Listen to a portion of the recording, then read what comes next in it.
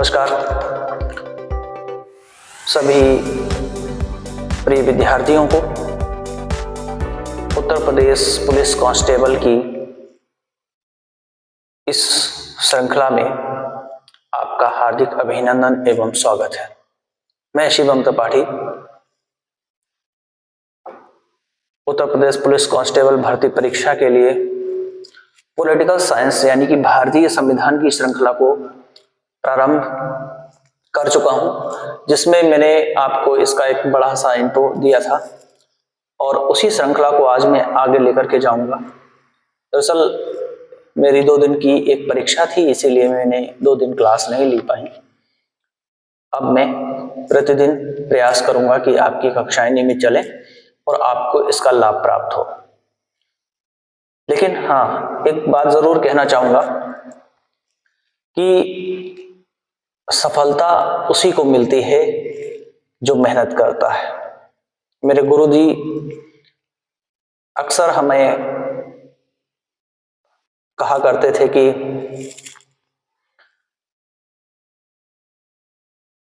आप सफल जब ही होंगे जब आप नियमबद्ध तरीके से किसी कार्य को अंजाम देंगे और आप ठान लें मन में कि हमको ये कार्य करना है, फिर आपको कोई नहीं रोक सकता। तो मैं सबसे पहले आपको बता दूं कि जहां भी आपका अध्ययन कक्ष है, जहां आप पढ़ाई करते हैं बैठ के, उसको थोड़ा सा मेंटेन रखिएगा, क्योंकि एक वातावरण भी बहुत जरूरी होता है पढ़ाई का वातावरण बने, इसके लिए आप अपने आसपास की चीजों को अपने अनुकूल बनाइएगा। आपका अध्ययन कक्ष बहुत ही सुंदर दिखना चाहिए। आपके अध्ययन कक्ष में सारी चीजें व्यवस्थित ढंग से रखी होनी चाहिए। बिजली की अच्छी व्यवस्था होनी चाहिए, क्योंकि ये सब चीजें ना हमें एक ऐसा पर्यावरण प्रदान कराती हैं जो हमारे काम को आसान कर देता है और हमें हमारे कार्य के प्रति ना मोटिवेशन देता है, आत्मविश्वास पैदा करता है। तो हम अपनी कड़ी को श्रृंखला को शुरू करेंगे। मैंने उस दिन आपको एक्ट ऑफ सेटलमेंट बताया था। इसके बाद आज हम देखेंगे पिट्स इंडिया एक्ट के बारे में, और पिट्स इंडिया एक्ट के बारे में हम लोग जानेंगे। तो सबसे पहले हम इसको मिटा देते हैं आज, क्योंकि हमारे यहाँ क्लासरूम में कक्षाएं प्रारंभ हो चुकी हैं उत्तर प्रदेश पुलिस की, तो बच्चे पढ़ने के लिए आते हैं, तो इसीलिए बोर्ड पर ये लिखा हुआ है। और ये देखो कितनी अच्छी राइटिंग में लिखा है। समीक्षा में मैम बहुत ही अच्छा पढ़ाती हैं बच्चों को हिंदी। उत्तर प्रदेश पुलिस के लिए हिंदी विषय बहुत ही अच्छा रोल अदा करता है। और हमारे यहाँ ऑफलाइन जब क्लासेस चलती हैं उसमें समीक्षा सिंह जो है वो हिंदी विषय पढ़ाती हैं, और हिंदी विषय का एवरेज स्कोर आपकी उत्तर प्रदेश पुलिस कांस्टेबल भर्ती परीक्षा में 35 से 38 क्वेश्चन तक रहता है हर बार। तो बहुत ही अच्छी उनकी हैंड राइटिंग भी है। मैं बहुत खुश हुआ, मैंने देखा कि बहुत अच्छा लगा मुझे और बहुत ही अच्छा पढ़ाती हैं। तो चलो हम स्टार्ट करते हैं।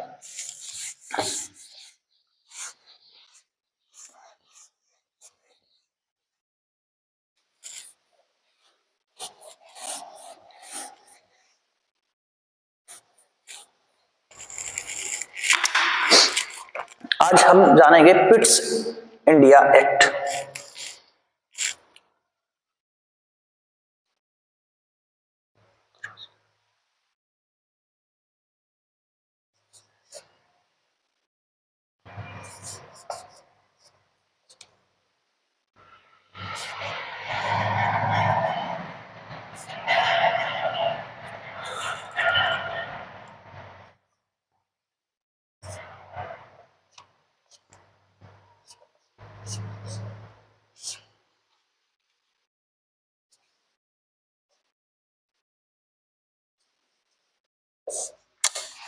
मार्कर नहीं अच्छा सा चल रहा है। तो 1784 ईस्वी का पिट्स इंडिया लेख, ये 1784 का जो पिट्स इंडिया लेख है, आप इसमें क्या काम कर रहे हैं, हमने इसको बोर्ड पर लिख दिया है, आप ये हेडिंग डाल लीजिए 1784 का पिट्स इंडिया एक्ट। इसमें जो महत्वपूर्ण प्रावधान है उनके विषय में मैं आपको नोट डाउन करा देता हूं, मैं बोलता हूं, आप लोग अपनी कॉपी पर एक एक करके इन सभी प्रावधानों को लिखते चले जाइएगा, ठीक है। मैंने जो कल बताया था मैं एक बार वहां से शुरू करूंगा। सबसे पहले अंग्रेजी सरकार जब भारत में आई तो उसकी कंपनी ने भारत पर शासन प्रारंभ करना शुरू कर दिया। कंपनी के शासन के दौरान कंपनी का बंगाल पर अधिकार हो गया और बंगाल पर उसने अपने राजनीतिक पैर पसारने भी प्रारंभ कर दिए। उसी कड़ी में मैंने बताया था पिछले सेशन में कि 1773 में एक रेगुलेटिंग एक्ट पारित किया गया। इस एक्ट के माध्यम से क्या हुआ कि वारेन हेस्टिंग्स को बंगाल का गवर्नर जनरल बना दिया गया।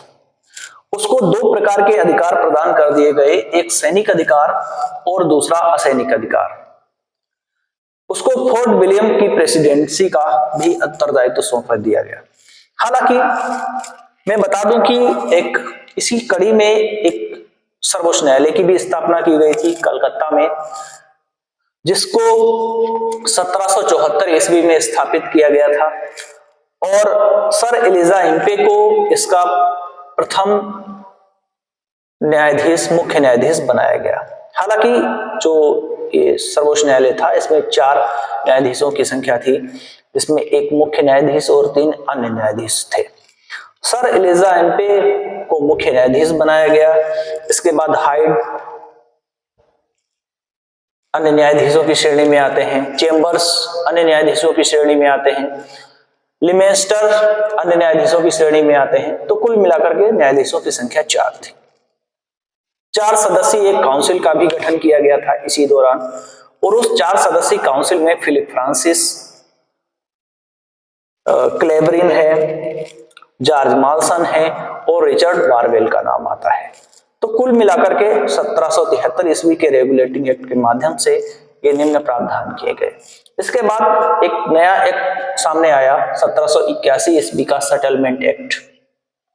इसको एक्ट ऑफ सेटलमेंट भी कहा गया है। ये 1773 ईस्वी में जो कमियां थी उस एक्ट में उसको दूर करने के लिए लाया गया और कमियां जब दूर करने के लिए लाया गया तो सबसे पहला काम किया गया कि जो सुप्रीम कोर्ट है उसकी पावर को कम कर दिया गया। सर्वोच्च न्यायालय की शक्तियां कम कर दी गई।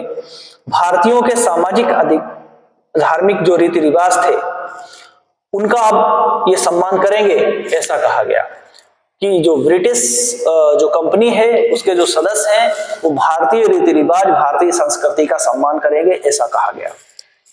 साथ ही साथ में जो कंपनी का शासन है वो बंगाल, बिहार और उड़ीसा तीनों जगह पर स्थापित कर दिया गया एक साथ में।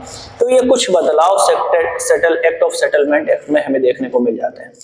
इसके बाद 1784 ईस्वी का पिट्स इंडिया एक्ट आया और पिट्स इंडिया एक्ट में बहुत सारे बदलाव किए गए।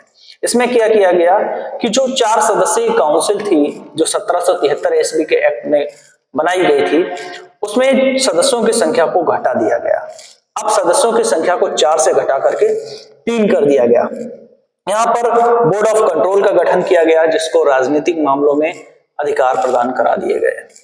एक बोर्ड ऑफ कंट्रोल का गठन किया गया, इसको व्यापारिक मंडल देखना था, इसको व्यापारिक अधिकार प्रदान करा दिए गए बोर्ड ऑफ कंट्रोल को। ब्रिटिश प्रधानमंत्री लॉर्ड पिट द्वारा यह एक्ट पारित किया गया, इसीलिए इस एक्ट को पिट्स इंडिया एक्ट कहा गया। तो ये प्रमुख प्रावधान किए गए इस एक्ट के माध्यम से। इनको आप एक के बाद एक कॉपी पर नोट डाउन करिएगा। हालांकि आपको अगर लगता हो कि कहीं ना कहीं ये जल्दी में छूट रहा है तो आप वीडियो को रोक के इसको लिख के फिर वीडियो को स्टार्ट कीजिएगा, तो आप अपने अच्छे से नोट्स बना लीजिएगा, ठीक है। Board of control, board of directors गठित किए गए।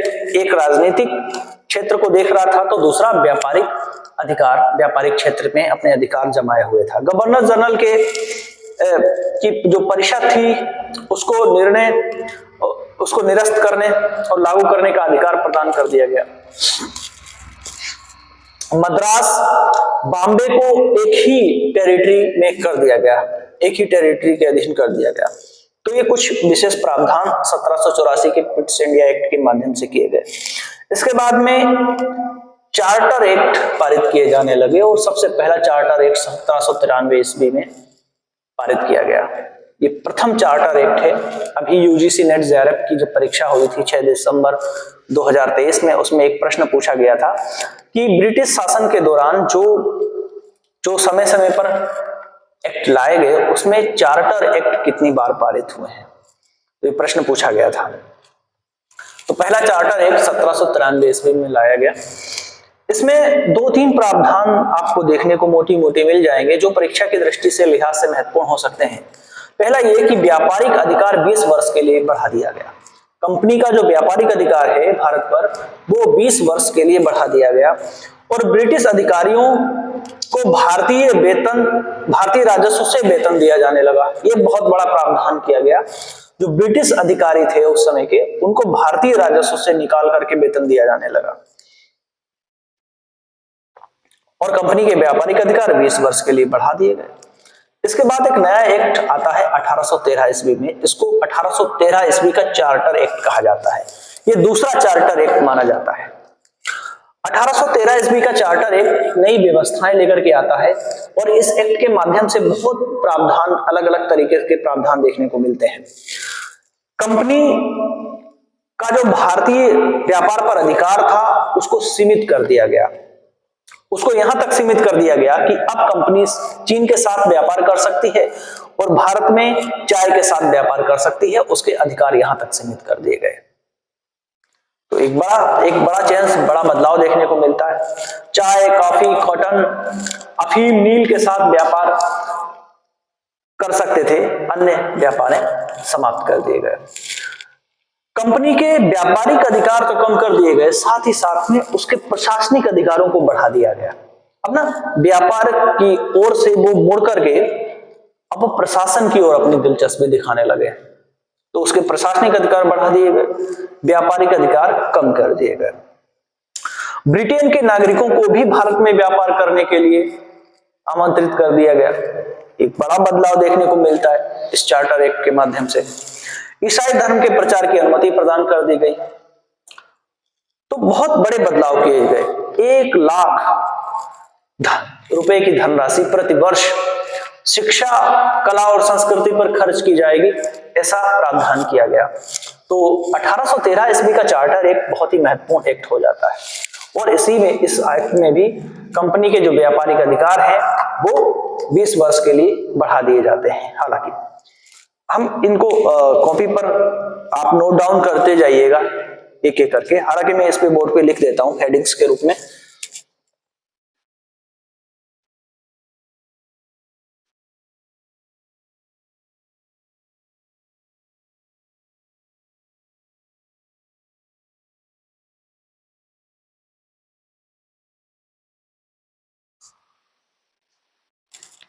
अठारह सौ 13 ईस्वी का चार्टर एक्ट आया और जब कंपनी के व्यापारिक अधिकार फिर 20 वर्ष के लिए बढ़ा दिए गए, तब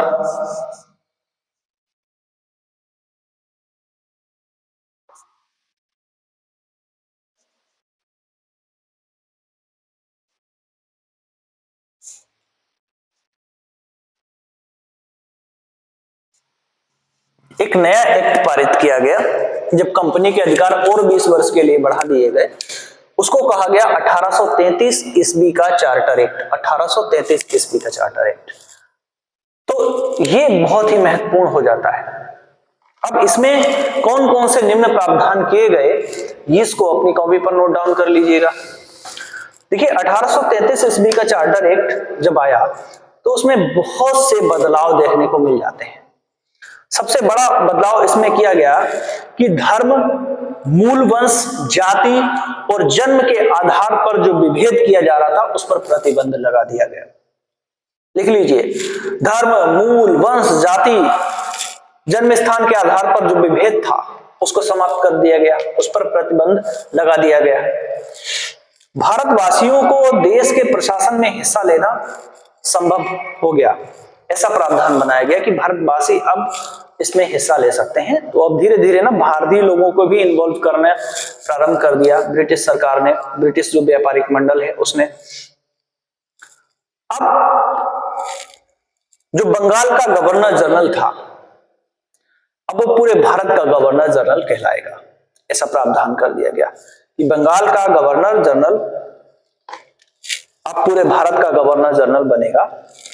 और इसी दौरान लॉर्ड विलियम बेंटिंक को भारत का पहला गवर्नर जनरल बनाया गया। ब्रिटिश नागरिकों को व्यापार हेतु लाइसेंस लेनी पड़ती थी। अब जो ब्रिटिश नागरिक भारत में व्यापार करने के लिए आते हैं उनको लाइसेंस लेनी पड़ेगी। देखिए कितना बड़ा बदलाव। 1813 ईस्वी के चार्टर एक्ट में ब्रिटिश नागरिकों को भी भारत में व्यापार करने की अनुमति दे दी गई। 1833 ईस्वी के एक्ट में वही नागरिक जो भारत में व्यापार करने के लिए आए हैं अब उनको लाइसेंस लेनी पड़ती है। बिना लाइसेंस वो भारत में व्यापार नहीं कर सकते। लॉर्ड मैकाले विधि सदस्य बनाया गया, पहला विधि सदस्य बनाया गया काउंसिल का लॉर्ड मैकाले को। बंबई व मद्रास की परिषदों को विधि निर्माण की शक्तियां जो प्राप्त थी वो उनसे पुनः वापस ले ली गई। तो 1833 के चार्टर एक्ट में ये निम्नलिखित प्रावधान किए गए। और कंपनी का जो प्रशासनिक अधिकार है, व्यापारिक अधिकार है, वो 20 वर्ष के लिए फिर बढ़ा दिया गया। और इसके बाद एक नया एक्ट पारित हुआ,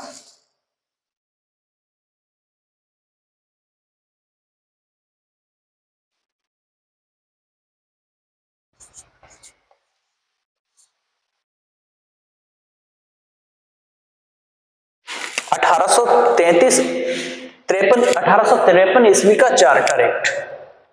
इसमें भी कई प्रावधान किए गए और इसमें कौन कौन से निम्नलिखित प्रावधान थे उसको आप लिख लीजिए। सबसे पहले ये जान लेते हैं कि सबसे पहले हम ये जान लेते हैं कि ये अंतिम चार्टर एक्ट रहा है, क्योंकि एक चार्टर एक्ट और पारित हुआ था। मैंने बताया था कि 1893 ईस्वी में भी एक चार्टर एक्ट बनाया गया था। सॉरी 1793 ईस्वी में, 1793 का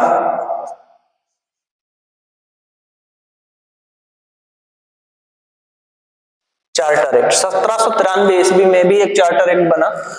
1813 में, 1833 में, 1853 में, यानी कि कुल मिलाकर के 4 चार्टर एक्ट पारित हुए हैं। 1853 ईस्वी का चार्टर एक्ट अंतिम चार्टर एक्ट है और 1793 ईस्वी का चार्टर एक्ट पहला चार्टर एक्ट है। 1853 ईस्वी में जो चार्टर एक्ट बनाया गया ये अंतिम चार्टर एक्ट था। इसके माध्यम से काम किया गया कि गवर्नर जनरल की परिषद के विधायी और कार्यकारी कार्यों को अलग अलग कर दिया गया। सिविल सेवकों की भर्ती के लिए खुली प्रतियोगिता प्रारंभ कर दी गई और विधि सदस्य को गवर्नर जनरल की परिषद का पूर्ण सदस्य बना दिया गया। ये 3 बड़े बदलाव देखने को मिलते हैं। सिविल सेवकों की भर्ती खुली प्रतियोगिता के आधार पर प्रारंभ कर दी गई। गवर्नर जनरल की परिषद के विधायी और कार्यकारी जो कार्य हैं उनको अलग अलग कर दिया गया। विधि सदस्य को गवर्नर जनरल की परिषद का पूर्ण सदस्य बना दिया गया। एक ये बड़ा बदलाव आपको देखने को मिल जाएगा। इसके बाद में एक नया एक्ट पारित किया गया जो 1858 ईस्वी का गवर्नमेंट ऑफ इंडिया एक्ट कहलाता है। ये बहुत ही महत्वपूर्ण एक्ट हो जाता है।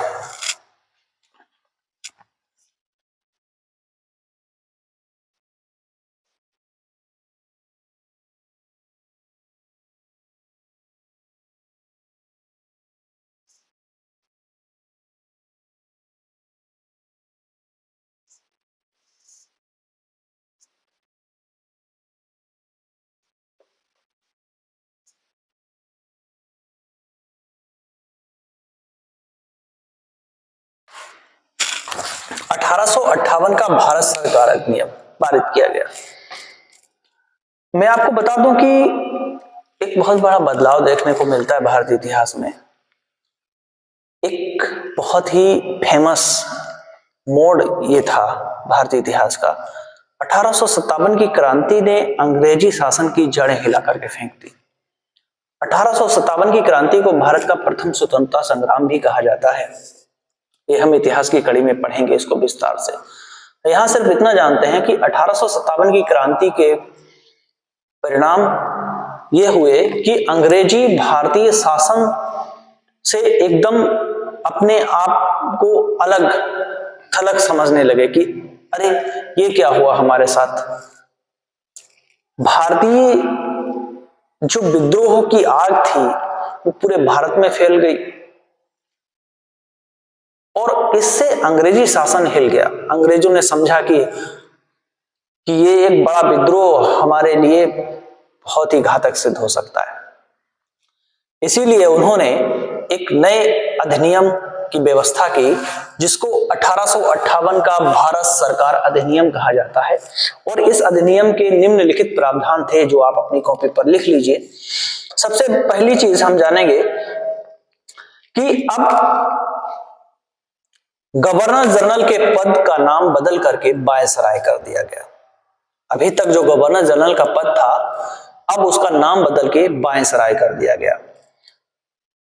भारत का पहला वायसराय लॉर्ड कैनिंग को बनाया गया। लॉर्ड कैनिंग भारत के पहले वायसराय थे। भारतीय प्रशासन को ब्रिटिश द्वारा अधिकार में ले लिया गया। बात समझ में, जो भारत का प्रशासन है वो ब्रिटिश सरकार के हाथों में चला गया, कंपनी के हाथ से लेकर के ब्रिटिश सरकार को दे दिया गया। कंपनी का शासन भारत में पूर्ण रूप से खत्म कर दिया गया। Board of control, board of directors को खत्म कर दिया गया और इसके जगह पर भारत सचिव का उल्लेख किया गया। भारत सचिव की व्यवस्था की गई। ब्रिटिश ताज की शक्तियों को भारत के राज्य सचिव द्वारा प्रयोग में लिया गया, यानी कि भारत में एक राज्य सचिव नियुक्त किया गया, वहीं सारे कार्यों को देखता था। तो ये निम्नलिखित प्रावधान रहे 1858 के इस भारत शासन अधिनियम के।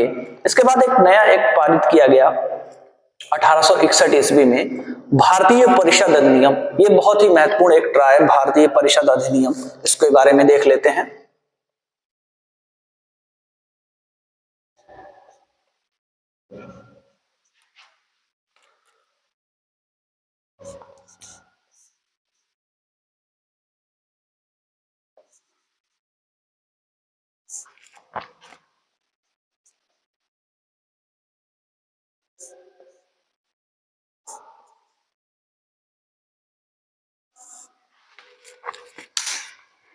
अठारह सौ 61 का भारत परिषद अधिनियम, इसमें बहुत सारे नवीन प्रावधान देखने को आपको मिल जाएंगे।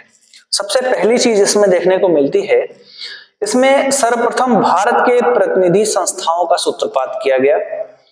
केंद्र तथा प्रेसिडेंसियों व प्रांतों की विधान परिषदों की स्थापना की गई। आप इसको नोट डाउन कर लीजिए। केंद्र तथा प्रेसिडेंसी एवं प्रांतों में विधान परिषदों की स्थापना की गई। अगला, गवर्नर जनरल की कार्यकारी जो समिति थी गैर सरकारी रूप में, कुछ भारतीय सदस्य भी उसमें सम्मिलित होने चाहिए, ऐसा प्रावधान किया गया। बॉम्बे और मद्रास की जो प्रेसिडेंसियां थी उनकी विधायी शक्तियों को बहाल करके विकेंद्रीकरण की प्रक्रिया भारत में प्रारंभ कर दी गई। तो ये एक बड़े बदलाव देखने को मिल जाते हैं। विधि निर्माण के लिए अतिरिक्त सदस्यों की संख्या कम से कम 6 और अधिक से अधिक 12 कर दी गई, कि जो विधि निर्माण के लिए जो सदस्यों की संख्या होगी कम से कम 6 और अधिक से अधिक 12 होनी चाहिए। तो एक नया प्रावधान देखने को मिलता है। इस एक्ट के तहत गवर्नर जनरल को कार्यकारी परिषद के कुल सदस्यों की संख्या 7 कर दी गई। जो गवर्नर जनरल था उसकी जो कार्यकारी परिषद थी उसकी जो कुल सदस्य संख्या थी वो अब 7 कर दी गई। अब गवर्नर जनरल की कार्यकारी परिषद में कुल 7 सदस्य हो सकते हैं। हाँ, और भी बहुत सारे छोटे बड़े प्रावधान देखने को मिल जाएंगे, है ना। इल्बर्ट बिल का समय, ये सारी चीजें इसमें देखने को जुड़ जाती हैं। एक नया एक बहुत ही महत्वपूर्ण हो जाता है, उत्तर प्रदेश पुलिस कांस्टेबल में यहां से प्रश्न जो भी पूछे जाने की संभावना है वो बन सकती है। 1992 का भारत परिषद अधिनियम, 1892 का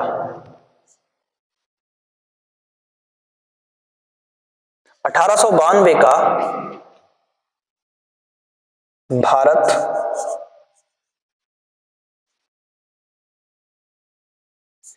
परिषद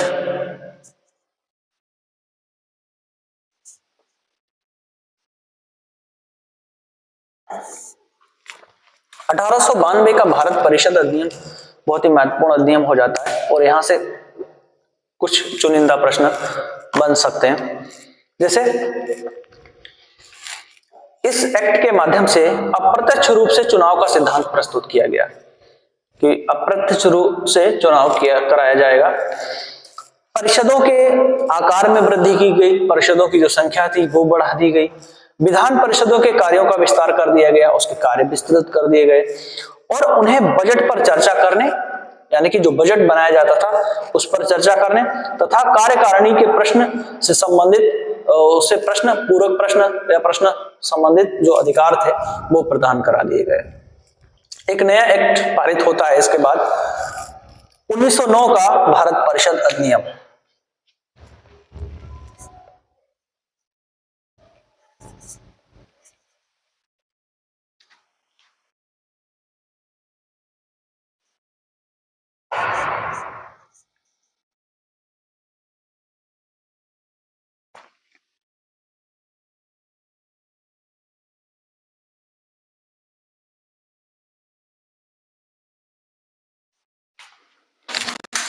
उन्नीस सौ नौ का भारत परिषद अधिनियम बहुत ही महत्वपूर्ण एक्ट है 1909 का, और ये बहुत ही ज्यादा इंपॉर्टेंट हो जाता है परीक्षा के लिए। 1909 का, 1919 का भारत सरकार अधिनियम, 1935 का अधिनियम बहुत ही ज्यादा महत्वपूर्ण हो जाते हैं। इनको आप बहुत ध्यान से समझिएगा और एक एक बिंदु को नोट डाउन करते रहिएगा अपनी कॉपी पर। 1909 ईस्वी का जो भारत परिषद अधिनियम है उसमें सबसे बड़ी व्यवस्था यह की गई कि मुसलमानों के लिए पृथक निर्वाचक मंडल शुरू कर दिया गया। एक पृथक निर्वाचक मंडल की स्थापना की गई जो मुस्लिम वर्ग के लिए अलग से बनाया गया। किसी प्रतिनिधि तथा लोकप्रिय तत्व को उपयुक्त करने का प्रथम प्रयास किया गया इस एक्ट के माध्यम से। केंद्रीय विधान परिषद का नाम बदल दिया गया, परिवर्तित कर दिया गया, इंपीरियल शाही विधान परिषद रखा गया। एक बहुत ही बड़ा बदलाव, केंद्रीय जो विधान परिषद थी उसका नाम बदल दिया गया, इंपीरियल शाही विधान परिषद कर दिया गया। इसके बाद में इस एक्ट के माध्यम से भारतीय सदस्यों को विधान परिषद में पूरक बजट के संबंध में जो चर्चाएं होंगी उसमें पूरक प्रश्न पूछने का अधिकार दे दिया गया कि अब आप पूरक प्रश्न भी पूछ सकते हो। बजट पर विवेचना करने व लोकहित के विषयों पर चर्चा करने का अधिकार भी दे दिया गया। अब भारतीय बजट पर विवेचना भी की जा सकती है, उस पर चर्चाएं होंगी और उस पर विचार भी प्रस्तुत किए जाएंगे। ये भी काम शुरू कर दिया गया। प्रांतीय विधायिका में गैर सरकारी सदस्यों को बहुमत प्राप्त था, परंतु एक आधिकारिक बहुमत केंद्र में रखा गया। बायसराय की कार्यकारी जो परिषद में, साथ ही प्रांतीय कार्यकारी परिषदों में किसी भारतीय की नियुक्ति के लिए एक अधिनियम प्रस्तुत किया गया। भारतीय सदस्यों को सम्मानित किया गया। प्रथम वैधानिक सलाहकार थे सत्येंद्र प्रसन्न सिन्हा। 1915 में कांग्रेस के बॉम्बे अधिवेशन के अध्यक्ष भी रहे हैं ये, और पहली बार किसी अंग्रेज ने इसमें भाग भी लिया है। हालांकि ये बहुत ही अलग ही मूवमेंट रहा है। इसके बाद 1919 का भारत सरकार अधिनियम बहुत ही फेमस अधिनियम रहा है और इसकी भी चर्चा हम करेंगे।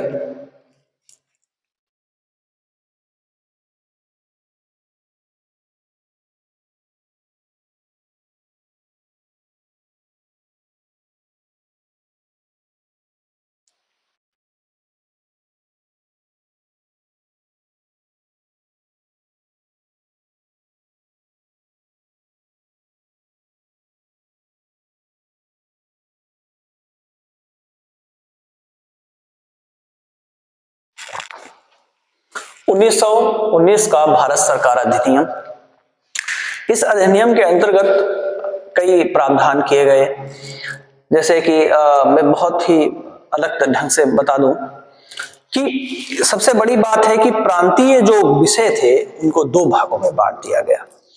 पहला आरक्षित विषय और दूसरा हस्तांतरित विषय। प्रांतीय सूची थी, प्रांतीय विषय थे, वो दो भागों में बांट दिए गए, आरक्षित और हस्तांतरित। और अगला है इसमें इसके माध्यम से क्या हुआ, एक्ट की जांच हेतु प्रतिवर्ष एक कमीशन का गठन किया जाएगा, ऐसा प्रावधान किया गया। इसमें भारत सचिव लॉर्ड मॉन्टेग्यू थे। भारत का वायसराय उस समय लॉर्ड चेम्सफोर्ड था। प्रांतों में द्वैत शासन लागू कर दिया गया। मतलब एक अलग ही व्यवस्था देखने को मिलती है भारत सरकार अधिनियम के तहत। निर्वाचन क्षेत्र दो भागों में बांट दिए गए, एक सामान्य निर्वाचन क्षेत्र, एक विशिष्ट निर्वाचन क्षेत्र। तो एक अलग ही मुद्दा उठ करके खड़ा हो जाता है। विधान परिषद में 3 प्रकार के सदस्यों की व्यवस्था की गई, जनता द्वारा निर्वाचित, सरकार द्वारा मनोनीत और गैर सरकारी सदस्य। इस प्रकार विभाजित कर दिया गया। तो 1919 का जो भारत सरकार अधिनियम है वो बहुत ही महत्वपूर्ण हो जाता है परीक्षा के दृष्टिकोण से। इसमें जो विषय बांटे गए जैसे आरक्षित और हस्तांतरित थे। अब आरक्षित विषय में सुरक्षा है, कर है, वित्तीय मामले हैं, विदेशी मामले हैं, इन सभी को सम्मिलित कर दिया गया। और जो हस्तांतरित विषय थे उसमें शिक्षा, चिकित्सा, स्थानीय स्वशासन, पुस्तकालय, सार्वजनिक निर्माण के जो क्षेत्र हैं, वो कार्य हैं, वो सभी, मनोरंजन की सुविधाएं, वो सारी चीज इसमें सम्मिलित कर दी गई।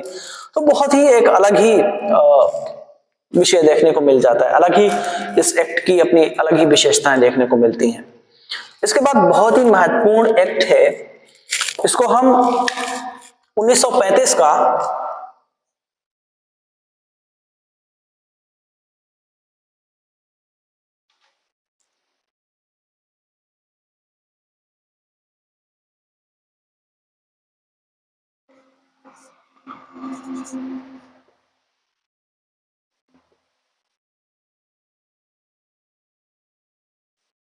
इसको हम 1935 का भारत शासन अधिनियम कहते हैं। बहुत ही महत्वपूर्ण है, लिख लीजिए। इसके जो भी निम्नलिखित प्रावधान रहे हैं एक एक करके सभी को नोट डाउन कर लीजिए।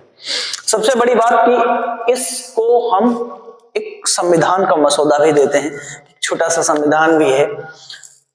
सबसे बड़ी बात, इसमें इसकी कोई प्रस्तावना नहीं थी। इसमें 221 अधिनियम है। इस एक्ट में 221 अधिनियम, 10 अनुसूचियां, 14 भाग थे। इसी भारत शासन अधिनियम के माध्यम से भारत में संघीय न्यायालय की स्थापना की गई। 10 अक्टूबर 1937 में रिजर्व बैंक की स्थापना की गई। 1 अप्रैल 1935 ईस्वी में संघ सूची, राज्य सूची, समवर्ती सूची के विषयों का विभाजन कर दिया गया और सर्वप्रथम संघ सूची में 59 विषय सम्मिलित किए गए। राज्य सूची में 54 विषय सम्मिलित किए गए और समवर्ती सूची में 36 विषय सम्मिलित किए गए। बर्मा को भारत से अलग कर दिया गया। कुछ बड़े ही बदलाव देखने को मिलते हैं 1935 के अधिनियम में। प्रांतों को स्वायत्ता दे दी, प्रदान कर दी गई। संघीय लोक सेवा आयोग की स्थापना की गई। एक बहुत ही बड़ा बदलाव देखने को मिलता है। बजट पर स्वीकृति का अधिकार सदस्यों को दे दिया गया, विदेशी सदस्य को। एक अलग ही प्रकार का बदलाव देखने को मिल जाता है। महिलाएं, मजदूर, दलित सभी को वोट देने का अधिकार प्रदान किया गया। प्रांतों में द्वैत शासन को खत्म कर दिया गया, केंद्र में द्वैत शासन को लागू कर दिया गया। तो ये कुल मिलाकर के बड़े बदलाव देखने को मिल जाते हैं हमें इस एक्ट के माध्यम से। तो ये 1835 का भारत जो शासन अधिनियम है बहुत ही महत्वपूर्ण हो जाता है। इसके बाद एक और महत्वपूर्ण एक्ट देखने को मिल जाएगा और उसको हम लिखेंगे 1947 का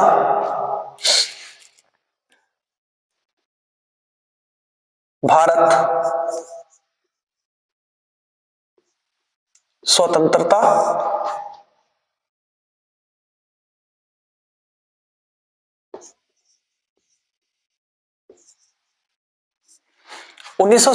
का भारत स्वतंत्रता अधिनियम बहुत ही महत्वपूर्ण एक्ट है ये, और ये बहुत ही अपना अलग ही स्थान रखता है। इसमें जो भी निम्नलिखित प्रावधान है वो आप कॉपी पर लिख लीजिए। सबसे बड़ी चीज है कि 15 अगस्त 1947 में भारत और पाकिस्तान का विभाजन किया गया। भारत को स्वतंत्रता प्रदान की गई और भारत एक अलग राष्ट्र बना दिया गया और पाकिस्तान एक अलग राष्ट्र बना दिया गया। एक वो बहुत ही महत्वपूर्ण चीज आ जाती है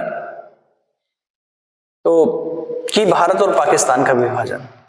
और अब ये इसी के साथ में हमारा जो एक ये लंबी यात्रा रही है, जो भारतीय संविधान के निर्माण की जो पृष्ठभूमि है वो इन्हीं अधिनियमों से कहीं ना कहीं हमको देखने को मिल जाएगी। तो इसको हम यहीं पर रोक देते हैं और हम कल एक नए सेशन के साथ में शुरू होंगे। और कल का जो हमारा नया लेसन होगा वो होगा भारतीय संविधान का निर्माण और उसकी प्रमुख विशेषताएं। तो आज का जो सेशन है वो यहीं पर समाप्त करते हैं और कल हम नई ऊर्जा के साथ में नए टॉपिक को प्रारंभ करेंगे। और मेरा प्रयास रहेगा कि कल हम बहुत ही अधिक आप लोगों को पढ़ाएंगे। आप लोग तैयार रहिएगा नई ऊर्जा के साथ में। ठीक है, हमें इजाजत दीजिए। नमस्कार।